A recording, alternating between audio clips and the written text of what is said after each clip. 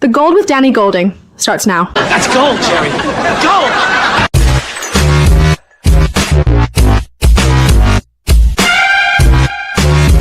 Touchdown! San Francisco! And the Giants have won. They have won the World Series for the third time in 5 years. The road to redemption has brought the Warriors back home. The Golden State Warriors are the 2017 NBA champions. Now your host, Danny Golden.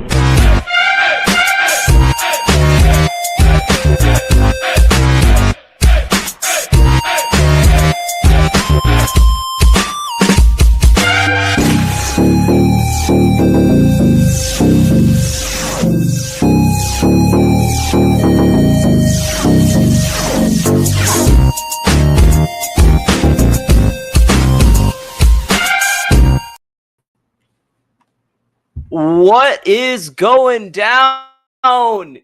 YouTube, Twitter, and Instagram. Welcome to another edition of Danny Golding TV. Shout out Rockin' New Air 84. Shout out everyone. Actually, hold up a second.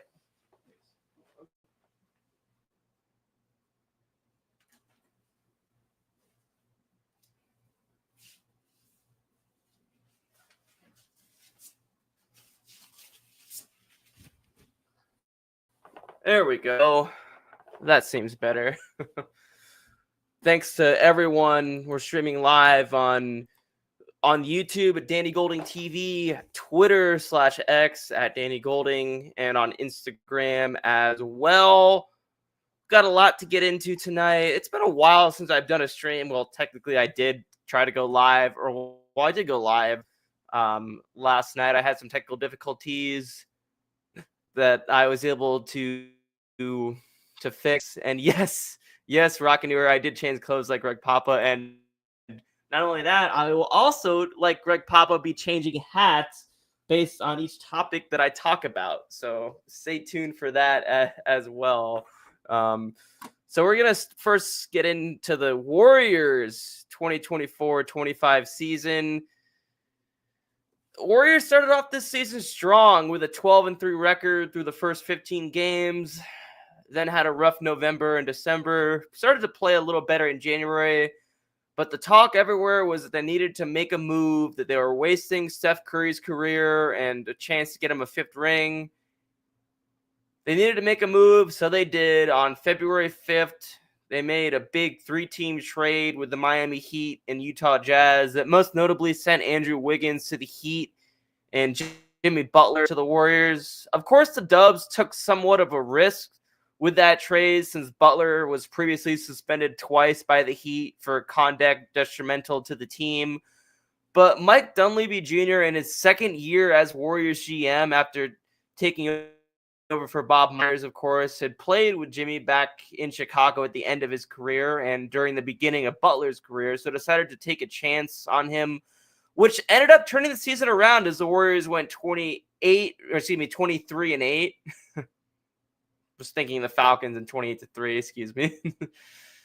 They went 23-8 to finish the regular season. Had they won their last regular season game to the Clippers, they would have made the postseason without having to go through the play tournament, but lost that game in an overtime thriller, so they had to go through the play-in tournament where they previously had not won at all. The past 2 times that they were in, that they had to go through the play-in tournament since it was created, I believe they were 0-3. Going into that play-in tournament game against the Grizzlies. So they beat the Grizzlies in the play-in game. They clinched the 7th seed, and then they had to play the number 2 seeded Houston Rockets. They won game 1 in Houston, and then early in game 2, Butler got the pelvic contusion injury, and the Rockets won game 2 in dominant fashion. Jimmy ended up missing game 3, but the Dubs still got the dub and took a 2-1 series lead. He came back in game 4, and they went up 3-1. The Rockets in their first elimination game destroyed the Warriors in Houston. Then the series went back to San Francisco and the Rockets won Game 6. And that's when it looked like it had the potential to be a repeat of 2016 and the Warriors were going to blow a 3-1 lead again. But the Dubs took care of business easily in Game 7 back in Houston. And for the 5th time in the past decade, eliminate the Houston Rockets and advance to the Western Conference semifinals, where they took on a well-rested Minnesota Timberwolves team. And yeah, they had beaten the Rockets 5 times in a playoff series, which, I mean, that in itself is pretty crazy if you think about it. Now, I did not expect the Warriors to beat the T-Wolves in that series, as they had already wrapped up their series against the Lakers in 5 games. So the Timberwolves almost had a whole week of rest. Basically, they almost had a full week of rest. Anthony Edwards was on fire. The only thing that may have given the Warriors an advantage was if the T-Wolves would have been rusty, having too much rest, which in Game 1 they kind of were. Now, of course, in Game 1, in the second quarter of Game 1, Stephen Curry hurts his left hamstring when the game is close. The Warriors were still able to get the win, but unfortunately, that was the only one they got, as the T-Wolves took care of them in 5 games. Curry had the potential to come back in Game 6 had they managed to win at least one full game without him, but who knows if that would have ended up doing more long-term damage to his health. Overall, though, it was a very Jekyll and Hyde year for the Golden State Warriors. A lot of ups and downs, a lot of highs and lows, but at the end of the day, no one knows how they would have played against the Timberwolves in a 7-game series with Stephen Curry healthy. And another question is, would the Dubs have been able to beat the Thunder in a 7-game series? Who they actually played pretty well against the Thunder, even when they were slumping in the regular season before they added Jimmy Butler. But I personally think they just didn't have enough pieces to win a title this season. But with everything they had and everything they had to overcome, I would say overall, pretty successful season. Shout out Keeping the Faith, a.k.a. JD. Appreciate you watching. Appreciate the support. As always, Rockin' New Era 84 chimes in. He says, Warriors versus Wolves were just blown out like twice. Most games were competitive versus the Wolves. Yeah.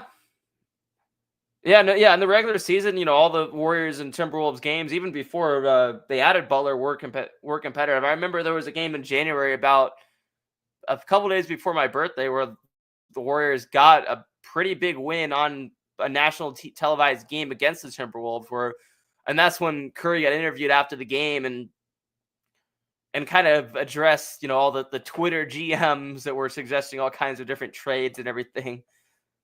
Yeah, I mean, if you would have had a healthy Steph Curry for a 7-game series, it still would have been tough to beat the Timberwolves, especially with them getting so much extra rest. I mean, almost an extra week of rest, only beating the Lakers in 5 games. And I mean, that was a hell of I wouldn't even call that an upset, but that no one expected that would only end up going to 5 games. I mean, with the Lakers, making the trade for the crazy trade with the Mavericks for Luka back in February, everyone was expecting it to be a Western Conference Finals between the Warriors and the Lakers.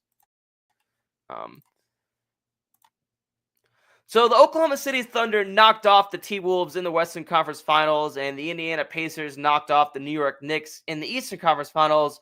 So for the first time since 2007, when LeBron and the Cleveland Cavaliers played Tim Duncan, Tony Parker, Manu Ginobili, and the San Antonio Spurs, we get an NBA Finals between 2 small market teams.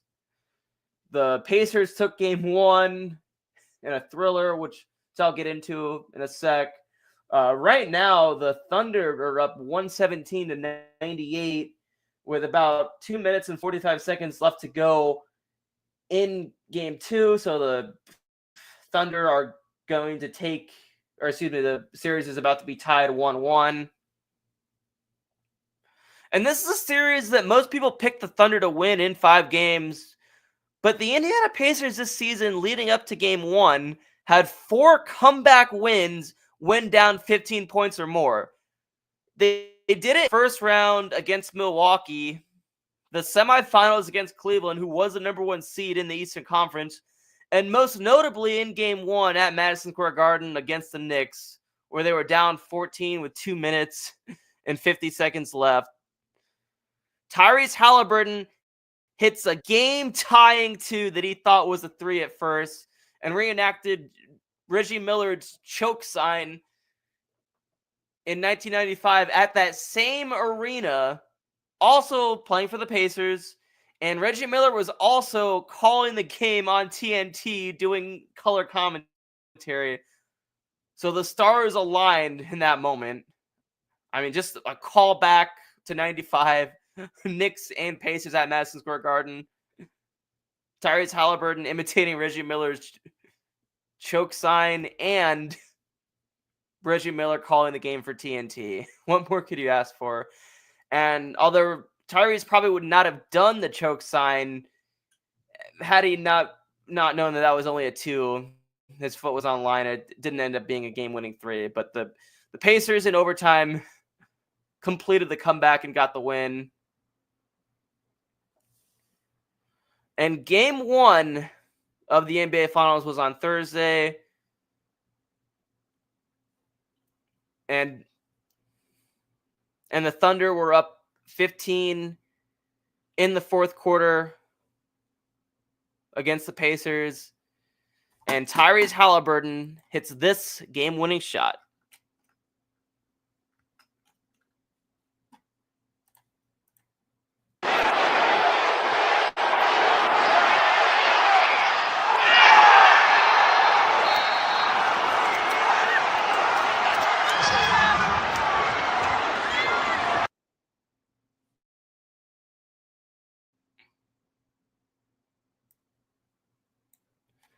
Shout out my boy Ray J. Big Lions fan, big Detroit sports fan. Ray J, appreciate you watching. As always, appreciate the support. And JD says, any team with a solid front court would give the Warriors problems. You guys had issues defensively in the paint with rebounding. Minnesota would have still given you problems even with Curry. But yeah, even with Steph playing, I still feel as if the Timberwolves probably would have won that series. But we'll never actually get to see how it would have played out with a full healthy Warriors team with a healthy Curry against the Timberwolves, because that would have been a hell of a series. I think the Timberwolves probably would have still won it, but I feel like it could have gone to at least 6 games. And yes, Tyrese Halliburton, Sacramento Kings legend, indeed. JD, I'm sure you're upset that the Kings were not able to hold on to him. And speaking of Tyrese Halliburton also, and of course I'm wearing the Brock Purdy jersey, I'm going to get into Brock Purdy's big contract extension, but Brock Purdy and Tyrese Halliburton are both alumni of Iowa State. Tyrese Halliburton wore a Brock Purdy jersey showing him support recently, and he texted him after he signed the big contract. I will get into that a little bit later on. Shout out to Brandon Rogers in the chat. Brandon Rogers is the Seahawks fan who he mentions the 3-letter group TTC, Trash Talking Circle, saying it's dead. For those of you that don't know, that's a group that I not really so much a part of anymore, but kind of was a part of since I was 12 off and on. Shout out to that. And yeah, Ray J points out that Jared Goff is a Detroit legend. It's funny. So I'll tell you guys a little story. So when the Niners played the Lions in the NFC Championship game just a little over a year ago, I had not seen Ray J for a while, so I actually caught up with him a little bit before the game. We watched the AFC Championship game, but he's a little bit superstitious, so he didn't want me to actually watch the NFC Championship game with him because I guess on the few games that the Lions lost that year, he had other people there and he was superstitious about it or whatever. So we hang out before the game, and then I go home and watch it. And of course, the Lions take the big lead against the Niners at halftime.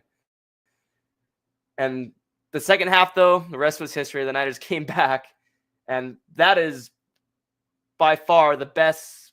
I'm going to say that's the best game I've seen as a fan. I mean, the best playoff game for sure. There's been so many, great other playoff moments, like the coming back from being down, was it 17-3 at halftime in the 2012-2013 NFC Championship game against the Falcons, and then coming back. I would definitely say that the 2023-24 NFC Championship game was one of the best games that I've seen in my life. Of course, Ray J says it was the worst night of his life. That's funny. Anyway. So I also actually wanted to get into the NBA on TNT officially coming to an end after the Eastern Conference Finals after 35 years, which means the classic Inside the NBA show is moving from TNT to ESPN and ABC. So now the combination of Ernie Johnson, Kenny the Jet Smith, Charles Barkley, and Shaquille O'Neal will continue on ESPN, and hopefully just by themselves and not mixed in with Stephen A. Smith and the other ESPN commentators. But with it coming to an end, so I wanted to play one of the fun. There's plenty of funny moments in the Inside the NBA show on TNT just in general. But there's one that I was actually watching live because it was during the Warriors-Nuggets playoff series in the 2022, the 21-22 season where the Warriors got their fourth championship. I was watching the halftime show, and one of the funniest moments happened on there. Take a look at that. Hit them with the chemological on. You can't bang and go through, or get it inside reverse, outside reverse pivot, make quick move. You have to get a small guy. Well, the only off way balance. a small guy can guard a guy like yourself or Joker is to take their legs away. So you're smaller, you're taking their base, so they're leaning in. But that's not what Draymond's doing. Draymond is bracing. Yeah. And Joker, instead of going around him, he just banging and banging and banging. When a guy's banging you, you spin off of him. Those are the worst defenders to play against, actually, because if you can feel their body, come on. 18 points for Joker, only Nugget in double figures. 69-59. Golden State shooting 67%. You're way out of order right now. You're way out. Back at the pool party. You're way out of order, man. Oh, I didn't say that. You didn't need to. We'll take a break and come back with more on the American Express halftime report. No, just rewind that at home.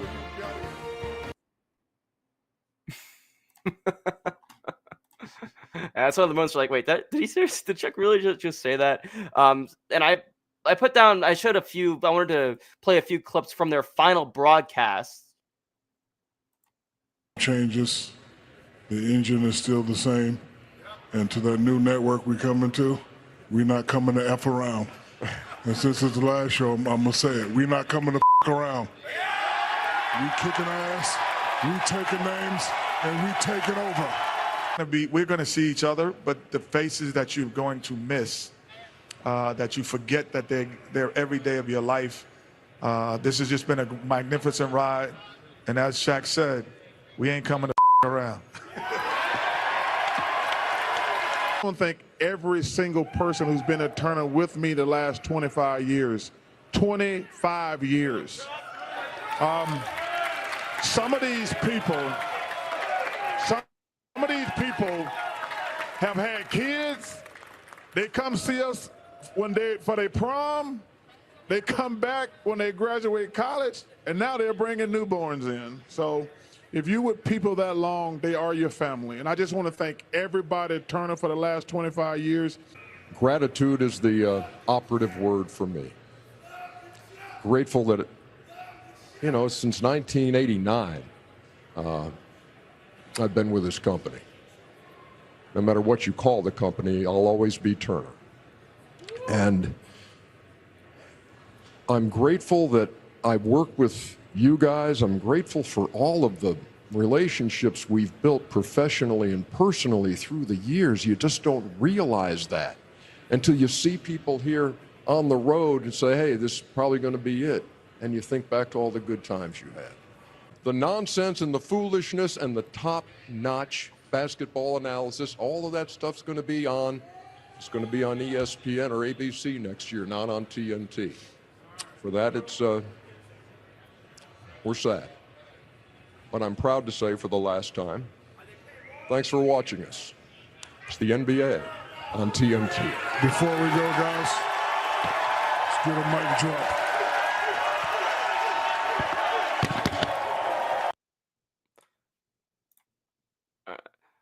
Now, I'm going to do a little bit of the conversation there. Now, Rock and New 84 says ESPN better not mess this show up, and Ray J says ESPN will 100% mess this show up. Now, honestly, if it's because from everything that I've heard, it's going to be the same combination and not going to mix in, Stephen A. Smith. And, Stephen A. Smith is great from, even though, I don't know if he probably doesn't believe a lot of the things he says and a lot of it's scripted.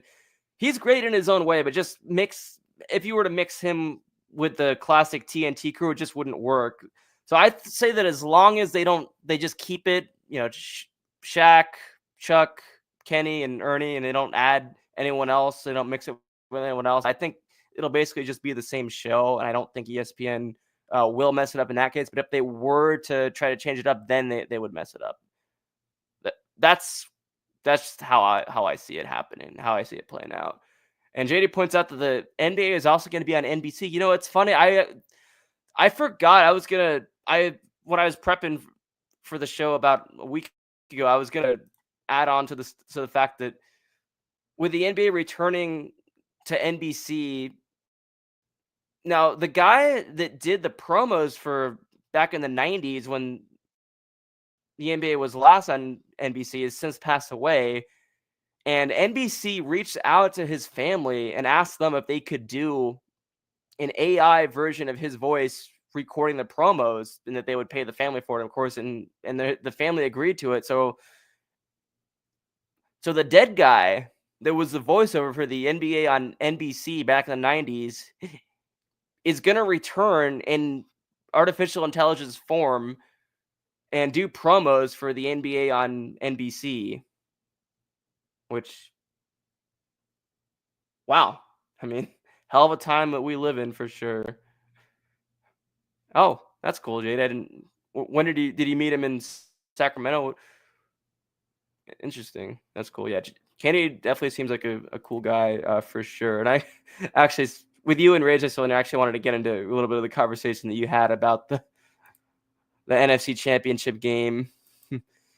And that's funny. Yeah. The Lions fans being cool pregame, but once they got the lead, they got way too cocky. I can see that. And then JD also says that it was the most opposing fans he'd ever seen at Levi Stadium. Yeah, they haven't won a playoff game since 91. So I can definitely see why a lot of them decided to, spend all their hard-earned money and make the trip to attend the NFC Championship game. And it was funny also, I know, and JD, I think you even sent me a video of it. Journey performed at halftime. And of course, Journey performed Don't Stop Believing.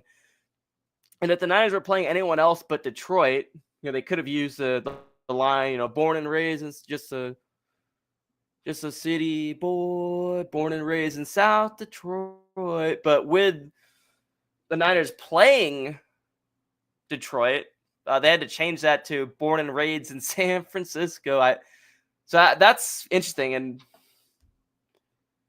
I'm glad they kept like that. I'm sure the Lions fans probably got fired up, expecting to hear the Detroit line and that. By the way, Rockin' New Area 84 says that he's not seeing Keeping the Fates comments. He wants to know if you blocked it. Maybe that's an accidental thing. There's been a time when, I was just at work and I was in a YouTube chat and I accidentally have the thing prompt up that says, "Are you sure you want to block this user?" So it's a good chance that maybe JD accidentally clicked that block button, pocket blocked you or something. So maybe be aware of that. But anyway, let's shift gears a little bit, get into the big Brock Purdy contract extension. But before I get into the Brock Purdy extension, how about the Niners also signing George Kittle and Fred Warner to big extensions? Kittle signs a 4-year, $76.4 million extension with $40 million guaranteed, which made him the highest paid tight end after Trey McBride previously signed a 4-year, $76 million extension with Arizona Cardinals. Oh, by the way, actually, we switch. Let me pull a Greg Papa and switch hats for this. George Kittle is already a future Hall of Famer with 538 career catches, 45 career touchdown receptions. He's one of the best blocking tight ends in football. He's an absolute team leader. He's already passed both Brent Jones, who recently got inducted into the Niners Hall of Fame, and Vernon Davis as the best tight ends in 49ers history. He's just a hilarious person who knows how to lighten up the locker room when needed. But more importantly than all that, he's Brock Purdy's favorite weapon. So it made perfect sense that they got that deal done before extending Brock to his big contract extension. The defense also got another 3 years of dominance on the table as the Niners made Fred Warner the highest paid linebacker, signing him to a 3-year, $63 million extension. Warner, of course, a 3-time Pro Bowler, has 897 tackles, 10 sacks, 10 interceptions, 15 forced fumbles that rank second in franchise history behind Hall of Famer Patrick Willis. And last but not least, on May 16th, the 49ers signed Brock Purdy to a 5-year, $265 million extension, which will be $53 million a year. There was so much talk leading up to the offseason whether he was worth $50 to $60 million, where pretty much everyone agreed he deserved a big extension, but many people wanted it as far below $60 million as possible. Think about it, though. He gets picked last overall in the 2022 draft at pick 262, which, unbeknownst to me and a lot of NFL fans at the time, was known as Mr. Irrelevant. And he has already outplayed everyone in NFL history who has been picked last. He started off his rookie season as third-string quarterback with Trey Lance, who was picked third overall in the 2021 draft just 1 year before Brock was picked last, starting off as a starting quarterback. Trey ends up having only 5 quarters as a starter as he gets injured in week 2, the second quarter of week 2 against the Seahawks. So Jimmy Garoppolo, who has a Super Bowl appearance on his resume already, was the highest paid NFL player when he signed his extension in 2018, which only lasted for about a couple months. He once again becomes the starter. After some struggles, he starts playing his best football since 2019. And then week 13 rolls around. The Niners are playing the Miami Dolphins, Purdy's dad's favorite team, at Levi Stadium. Jimmy G gets hurt. Brock Purdy comes in and never looks back from there. They beat the Dolphins. Then Brock shows the entire world who he is the next week as the Niners knock off Tom Brady, another former 7th-round pick, and the Tampa Bay Buccaneers in dominant fashion, 35-7. They go up to Seattle on a short Thursday Night Football and take care of business. Even with Brock battling an oblique injury, and then they win the rest of their remaining regular season games. They go into the postseason, beat the Seahawks in the wild card game, beat the Cowboys in the divisional round, and then go to Philly for the NFC Championship game, where in the first quarter, Brock hurts his elbow after being hit by Hassan Reddick, and the game pretty much ends right there.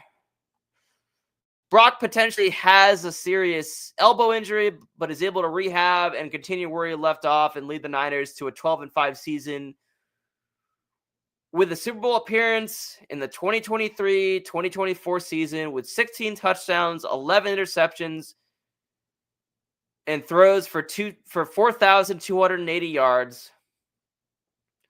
2024, the Niners had a terrible offseason with constant Brandon Ayuk and Trent Williams contract drama. Rookie Pearsall surviving a shooting just before the season starts. They go 6-11. Brock does regress a little, but you also have to factor in Deebo Samuel's struggles. Ayuk coming off the big contract extension, not playing well before getting injured against the Chiefs and being out the remainder of the year. Brock ends up throwing 20 touchdowns, 12 interceptions.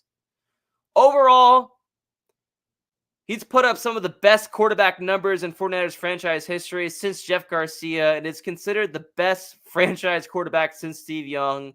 So he deserves every penny of his contract. Let's take a look at the franchise milestones he's already set. Now, I already mentioned that in 2023, Brock threw for 4,280 yards, but what I didn't mention was that broke Jeff Garcia's record of 4,278 yards in 2000. He was also the first 49ers quarterback to throw for 4,000 yards or more since 2000. Before that, Steve Young threw for 4,170 yards in the 1998 season, which broke the franchise record as Joe Montana didn't quite throw for 4,000 yards. Montana did come close in the 1990 season, throwing for 3,944 yards. In week 12 of 2023, when the Niners got their revenge from the previous NFC Championship game and beat the Eagles in Philly 42-19, Brock Purdy became the first 49ers QB since Joe Montana to have a perfect passer rating on at least 20 attempts. So all those franchise milestones, he's already on the same list as Joe Montana and Steve Young this early into his career, and there's still people out there that say he got overpaid? Huh? Keep in mind, he was only supposed to make $5 million in the final year of his rookie contract had he not been extended. It was insane that he was one of the lowest, not just quarterbacks, but NFL players in general before signing his big extension because of where he was drafted and what his rookie deal was.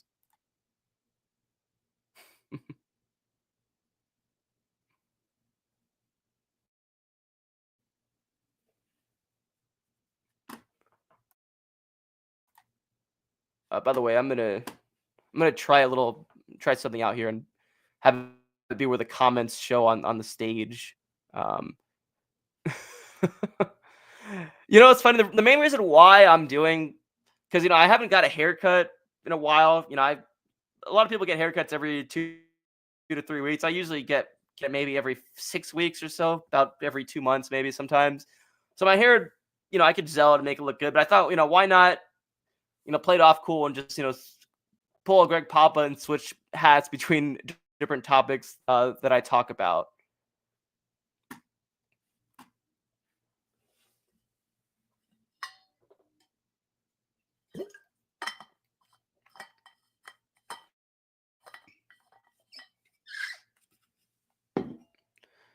Anyway, I wanted to shift gears a little bit, get into the offseason drama going on with Brandon Ayuk. Now, Brandon Ayuk coming off a great 2023 season. He held out for pretty much the entire 2024 offseason, asked to be traded to Pittsburgh, which many sources confirmed was almost a done deal. Until the Niners finally extended him to a 4-year, $120 million deal at the end of August. He misses training camp. And coming off all of the contract drama, he started the year off pretty rusty and was a complete non-factor in the first 5 weeks of the season. Finally, in the Arizona game, week 5, he had 8 receptions for 147 yards. 2 weeks later, in the Super Bowl rematch against Kansas City, he tears both his ACL and MCL and is out for the remainder of the season. Now, he's not expected to be healthy until the middle of next season, but he's already starting more off-season drama. He unfollows the 49ers on Instagram, which, as stupid and childish as that is, that's normally a negotiation tactic in this day and age. Of course, he did the same thing last offseason. He did that when he was actually going for a contract extension. And that's, even Klay Thompson unfollowed the Warriors when all that drama between them was going on last NBA offseason. So that's usually a negotiation tactic. But, he already signed the big $120 million extension last offseason, so I have no idea what beef he would have with the Niners. Besides just unfollowing his team on Instagram, he's also been using IG to stir the pot more, posting a picture on his story of Terrell Owens working out in his driveway when he played for the Eagles in 2005, which I was not familiar with, but the whole story is actually fascinating. So here is Chase Sr., a 49ers journalist and content creator here on YouTube, giving more context to that whole situation.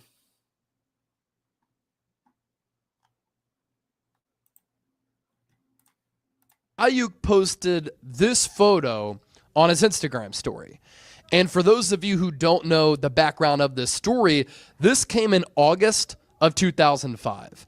In 2004, Terrell Owens, that was his first year with the Philadelphia Eagles. Donovan McNabb had not had a legitimate wide receiver up to that point in his career. So the Eagles make a move for T.O., and it changed the direction of the franchise for the 2004 season. McNabb had a career year.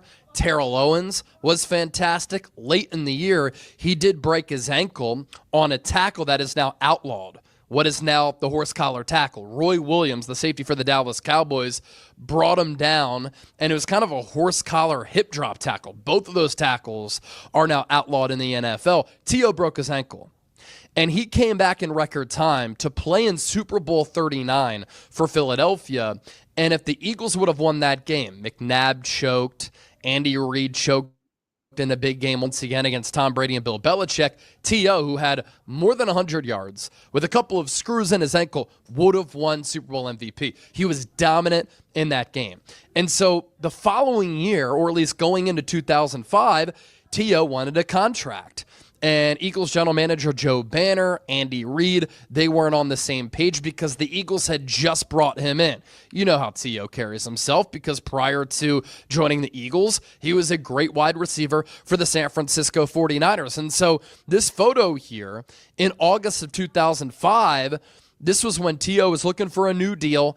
Andy Reid suspended him after the two got into an argument at Eagles training camp. So T.O. butting heads with Andy Reid, butting heads with Donovan McNabb, some of that because of his doing, some of that because of McNabb's doing.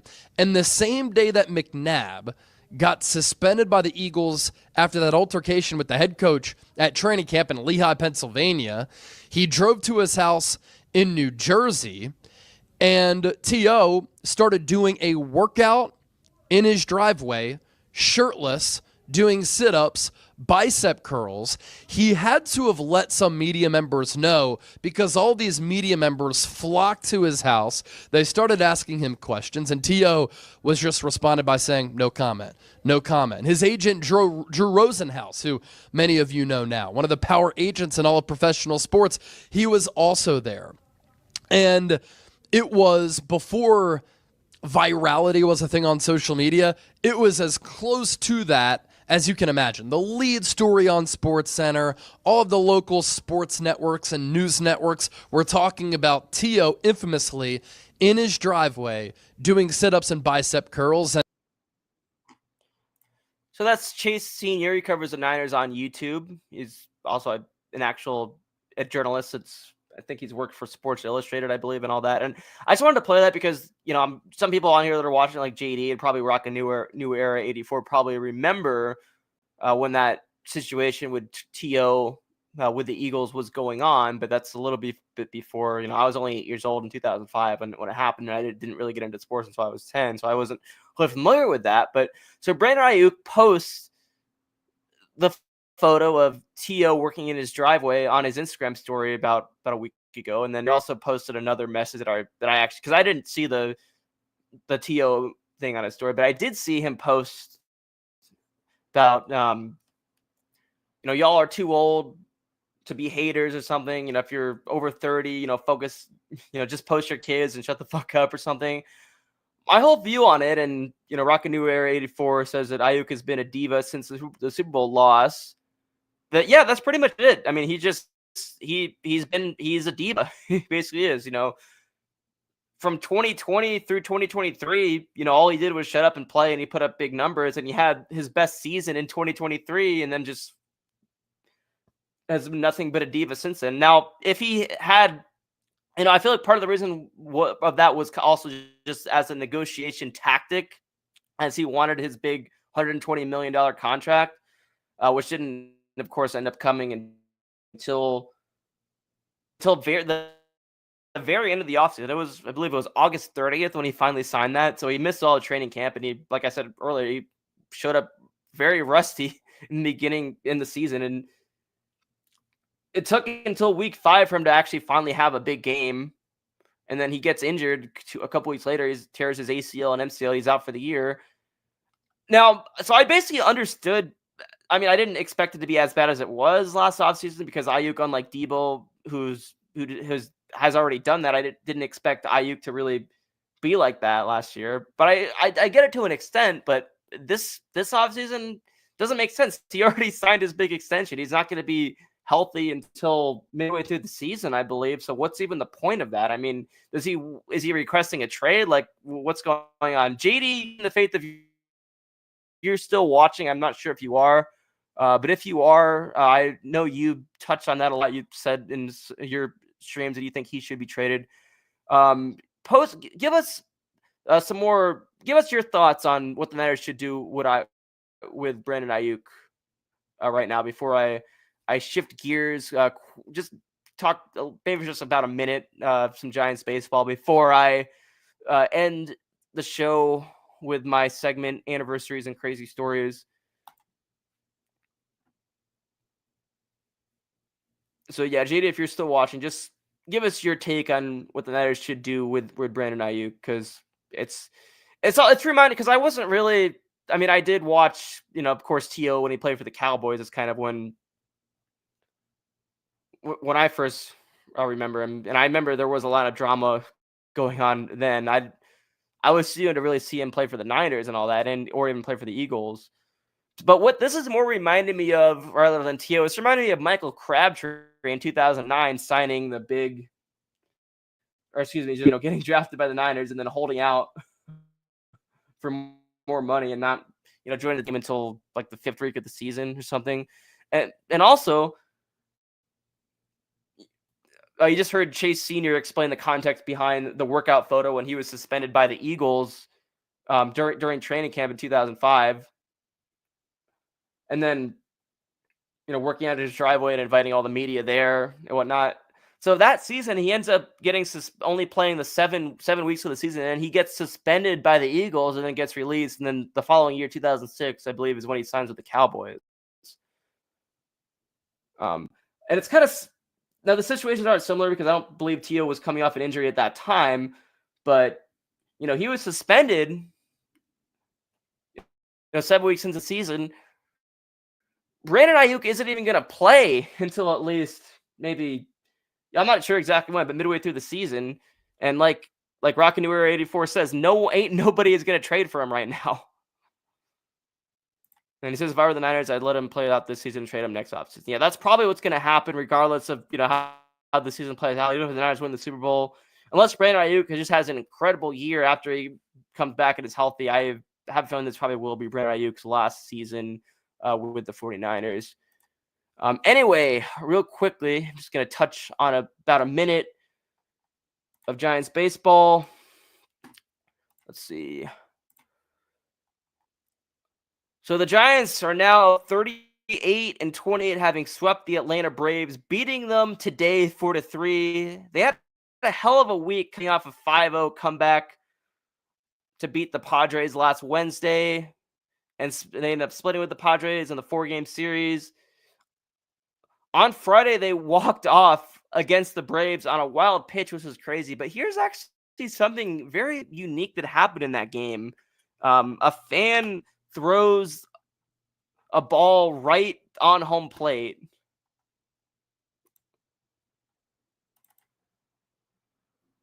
Take a look at that. Right. Yaz has got it. He's coming in. Here's the throw home. It is not in time. And where did the other ball come from? Came out of the upper deck. Some clown threw the baseball onto the field. Wow. I have never seen that.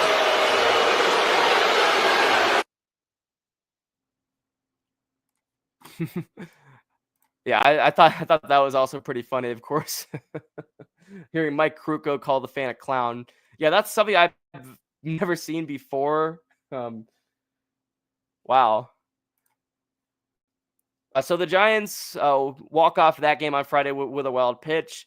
And then on Saturday, they get another walk-off on a game-winning home run by Matt Chapman. Take a look. Ramos.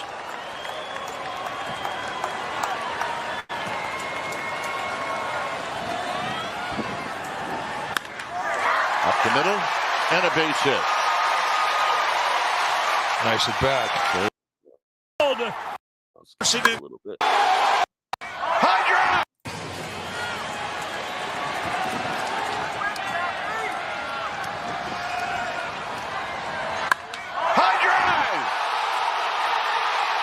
Left field! Out of here! And this game is over!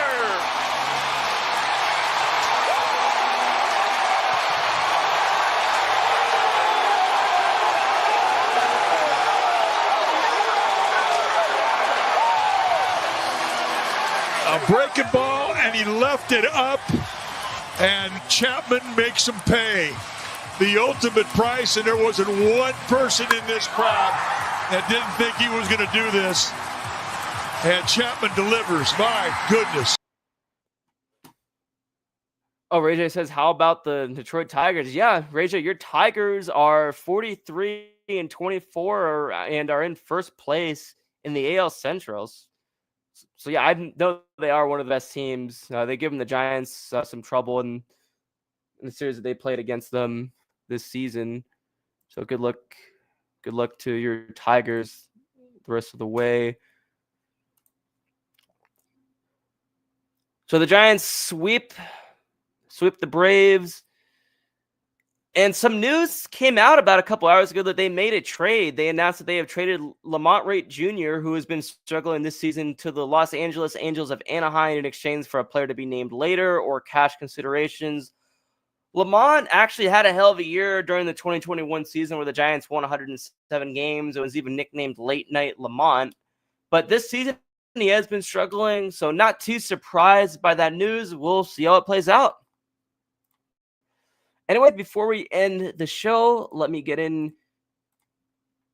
to everyone's favorite segment. It's now time for anniversaries. Happy anniversary. And crazy stories. It was crazy. On the Gold with Danny Golding. So we're going to start off 7 years ago today, on June 8th, 2018, the Warriors swept the Cleveland Cavaliers and won back-to-back NBA titles.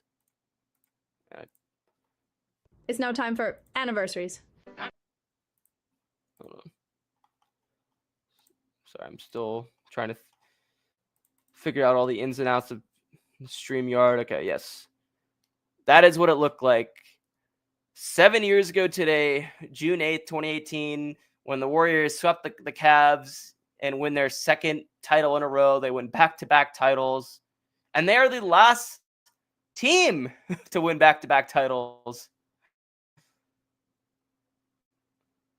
Of course, the Lakers prior to that in 08, 09, and then 09-10 with Kobe won back-to-back titles.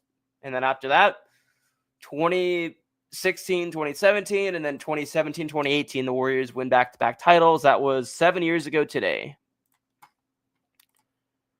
81 years ago, on June 6, 1944, D-Day happened, which was the invasion of the beaches at Normandy, France, by troops from the United States, Canada, and the United Kingdom. Oh, and other countries during World War II. France at the time was controlled by Nazi Germany. The D-Day invasion was the largest naval, air, and land operation in history. About 4,000 troops were killed by German soldiers, but by August of 1941, all of northern France was liberated, and D-Day marked the beginning of the end of World War II. So that was 81 years ago on June 6, 1944.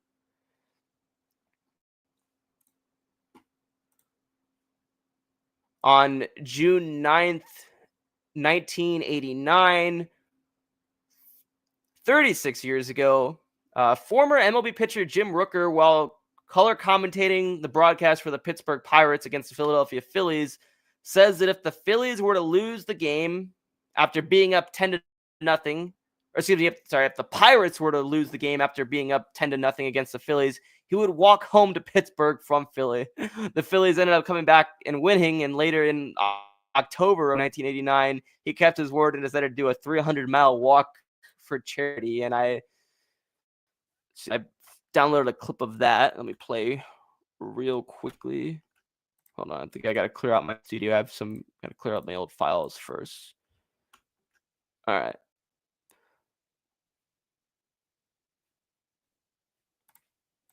In 1989, in a poop game, the Pirates took a 10-run lead over the Phillies after the first, prompting Pirates broadcaster Jim Rooker to jokingly say that he would walk back to Pittsburgh if they lost. And well, they did. As not only did the Phillies come back from a 10-run deficit, they ended up winning by 4. And Rooker would be a man of his word, as in October he would walk over 300 miles from Philly to Pittsburgh over 2 weeks, raising thousands of dollars for a children's hospital in the end.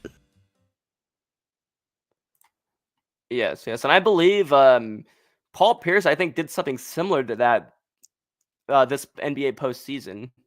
He said he would walk to work if the Knicks beat the Celtics, I think it was, and he did. Let's see.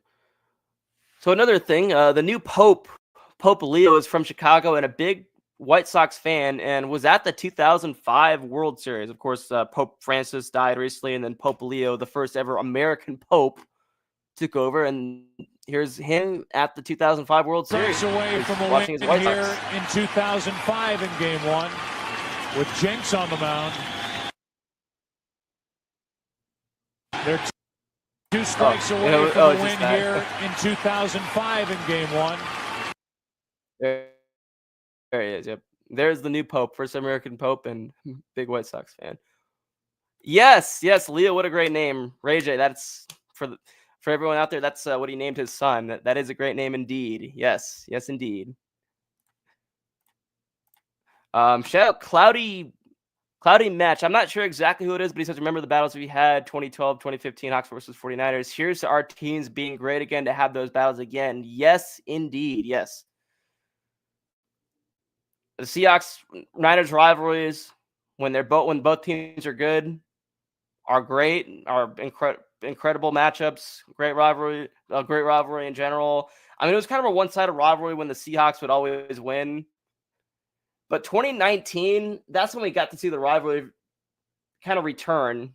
I mean, in my opinion, even with the Seahawks mostly winning the games, especially, at home, they played in the NFC Championship game.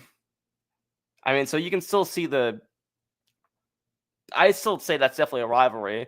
But 2019 was when we got to see the rivalry be more than just one-sided, when the Niners went into Seattle and won that Week 17 game to clinch the NFC West and be the number 1 seed. Let's see. So here's a funny one I got. So about a month ago, a cop pulled over a woman, and they find a raccoon in her car with a meth pipe. Take a look at this. Going today. I'm Officer Brandon, Springfield Township Police Department. Okay, stop it, Josh.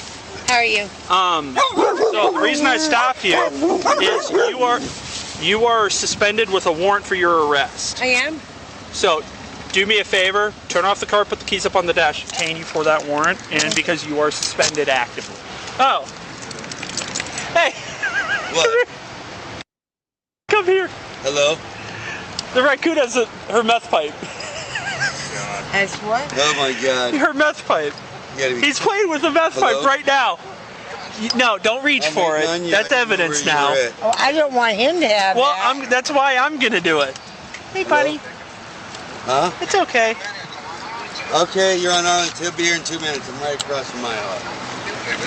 Is that what that A few minutes? Yeah. Okay. This is what she's smoking meth in. Okay. The raccoon's playing with her meth pipe. All right. Oh, there's no way. He's trying to smoke it. All right. Thanks. There's no way.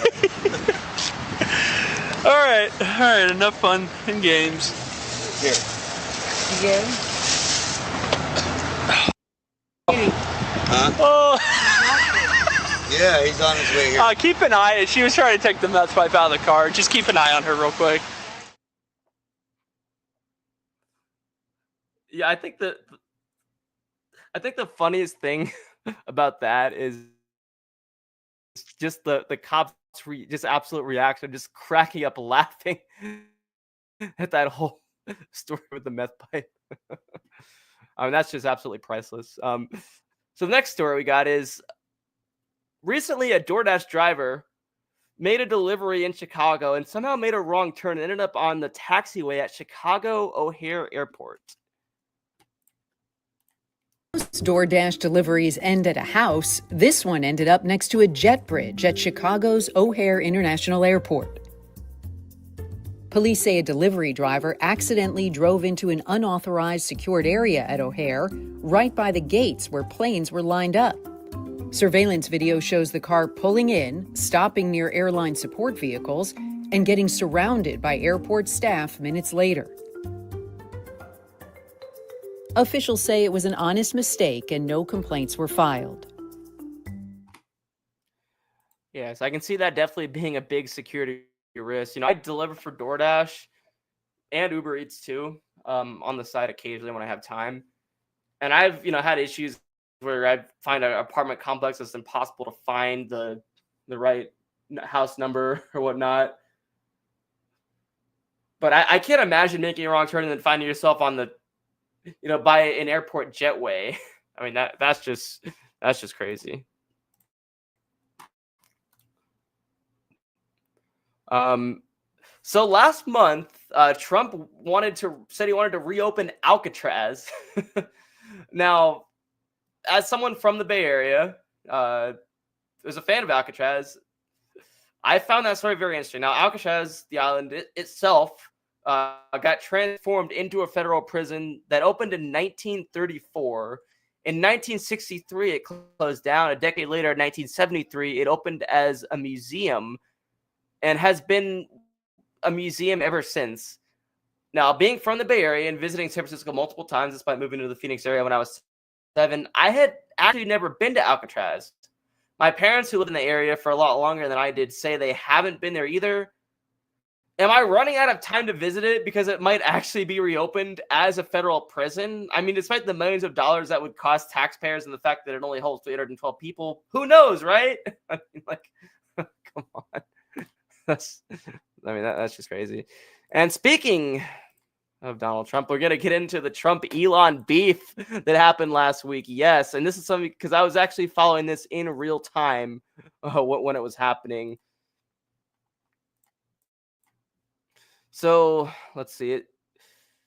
This is how it starts off. It starts off with Elon quoting some. Now, before all this happens, it was announced about a couple weeks ago that Elon Musk is leaving the administration, and he did an interview on CBS Sunday Morning where he didn't want to talk much about his work in the administration, but he pointed out that he wasn't a fan of the spending bill. He didn't. He was still on good terms with Trump, but didn't agree with him on on everything and all that. So it seemed kind of normal. It didn't seem like they were really beefing or anything. But this past week, it went from just being a disagreement to a dead on beef between the two former best friends who now seem to hate each other. Elon quote tweets some of his tweets from 2013 about the debt ceiling and no member of Congress should be eligible for re-election if this country's budget is not balanced. And from that was from one from 2012 that Elon quotes. And then Elon says, "I'm sorry, but I can't stand it anymore. This massive, outrageous, pork-filled congressional spending bill is a disgusting abomination. Shame on those who voted for it. You did it wrong. You know it." And then Trump says that he's in an interview that he's disappointed with Elon. I've helped him a lot. He knew the inner workings of this bill better than anybody sitting here. He had no problem with it. All of a sudden, he had a problem and only developed the problem when he found out that we're going to cut the EV mandate. And then Elon quote tweets that and says, "False. This bill was never shown to me even once and was passed in the dead of night." so fast that almost no one in Congress could even read it. And then Elon goes crazy and says, without me, Trump would have lost the election. Dems would control the House, and Republicans would be 51 and 49 in the Senate. Such ingratitude. So that's when it starts heating up.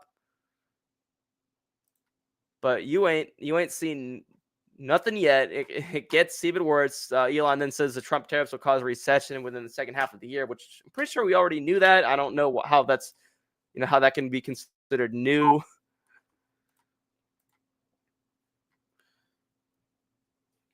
And then he says the easiest way to save money in our budget, billions and billions of dollars, is to terminate Elon's governmental subsidies contracts. I was always surprised that Biden didn't do it. And then Elon says that's such an obvious lie. And actually, I think that was the such obvious lie. I was referring to this tweet where Trump says Elon was wearing thin. I asked him to leave. I took away his EV mandate that forced everyone to buy electric cars that no one wanted, that he knew of. Which, by the way, I really don't think. I know there's some talk about the fact that they're going to try to mandate EVs by 2035, and then in that case, I think they're just not going to produce new ones. I'm pretty sure anyone that still drives a gas car at that time can if they want to. But I don't think that there is that any bill is requiring anyone to buy electric vehicles. I don't see how that makes any sense. So that whole thing is weird. But it goes from being slightly heated to going off the rails when Elon Musk tweets this: time to drop the really big bomb. @real Donald Trump is in the Epstein files. That is the real reason they have not been made public. Have a nice DJT. Wow. Amazing. Now, a lot of people already probably knew that was a likely possibility. I mean, you see the video from 1992 of Trump and Elon laughing with each other at a party, looking like best friends. I'll say that, Bill Clinton probably was on the list too, and there's a lot of other people on there. But my question for Elon Musk is, if you already knew, if you thought that, that Trump's in the Epstein files or whatever, and he may have done some wrongdoing there, why would he spend billions of dollars? Why would he spend millions of dollars to try to help him get reelected? Does that make any sense? Rockin' 84 says the cripple fight. Yeah, man. That's funny because that's something that I was following when I was at work on Twitter in real time. And I remember after the election, a lot of people thought that, the relationship between Trump and Elon Musk probably wasn't going to last long, but I did not expect it only to last less than 7 months. That was surprising. I expected it to last at least a couple of years or something. Wow. I mean, you have two of the richest men in the world, fighting like children, but it's made for great entertainment as well. But anyway, I think we're going to wrap up this show. The Instagram version of the stream already ended because it already only lets me stream for an hour on Instagram. But for everyone watching on YouTube and Twitter, thank you, everyone. Thanks to JD keeping the faith. Thanks to my longtime real-life friend, Ray J. Buchanan, for joining. Really means a lot. Really appreciate it. Thank you to the Seahawks fan, Cloudy Match that checked in. So I'm not sure when I'm going to do another live stream next. Will probably be, because I'm going to LA actually on Wednesday. I'm going to hit up Disneyland for the first time in my life, and I'm going to go to the Giants-Dodgers game on Friday. And I'm going to do some other fun things in LA as well. So looking forward to that. Thank you everyone for watching. If you're watching on YouTube, before you check out, remember to hit that thumbs up, drop a like. And this has been The Gold with Danny Golding on Danny Golding TV. Remember to treat other people the way you want to be treated. Peace. This has been The Gold with Danny Golding. The Gold with Danny Golding is the best YouTube podcast. No other ones even come close. The Gold with Danny Golding streams live on YouTube, Instagram, and Twitter. Actually, Barack, it's now called X. No, Elon, it's still Twitter. Nobody calls it X. Please follow Danny on all platforms and like and subscribe on YouTube.